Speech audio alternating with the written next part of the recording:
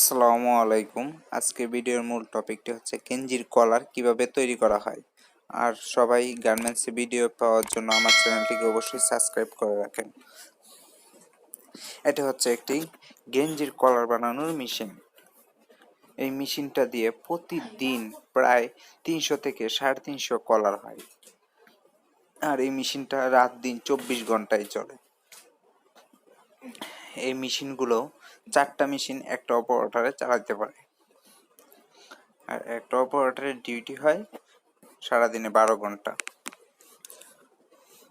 এটা হচ্ছে মেশিনের প্রোগ্রামিং ডিসপ্লে, মানে এটার মধ্যে ডিজাইনটা সেট করা হয়, তারপরে কত পিস নামবে এখানে সেট করে দেওয়া হয়, এত পিসেই নামতে থাকে, মেজারমেন্ট অনুযায়ী সেট করে দেওয়া হয়। কত নিডেল কত কসেস এখানে সেট করা হয়, সেই অনুযায়ী মেশিনে মাল নামে।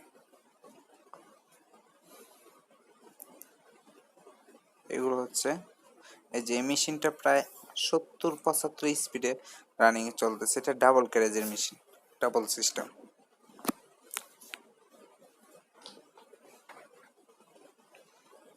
একসাথে এক প্রসেস মারে।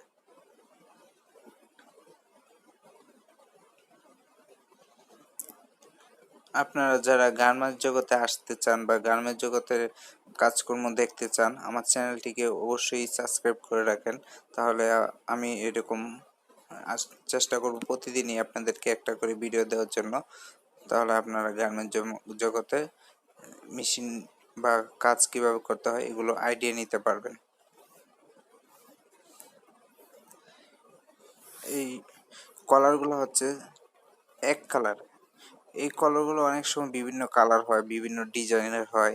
আজকে যে কলারগুলো চলতেছে, আমি যখন ভিডিও করলাম তখন অনলি একটা কালারেই চলতেছে, হোয়াইট কালার। এটা এই যে নিচে দুইটা ক্যারেজে একসাথে একটা মেশিনের মধ্যে দুইটা ক্যারেজ দুইটা কলারেই নামতেছে।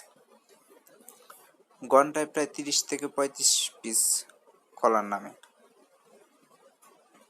এই যে এটা হচ্ছে কলার, মানে এখানে শুধু নিটিং হচ্ছে, এরপরে এটা কালারিং হয় বা বিভিন্ন প্রসেসিং এর সিস্টেমে এটা অ্যাডজাস্ট করা হয় আর কি। এখানে প্রায় 100 পিসের মতো কলার আছে। যেটা হচ্ছে মেশিনের রোলারে টাইনা কলারটাকে নামাচ্ছে। এটা মেশিনটা যদি কোনো রকম প্রবলেম হয়, সুতা টুতা ছিঁড়ে যায়, অটোমেটিকলি মেশিন অফ হয়ে যাবে।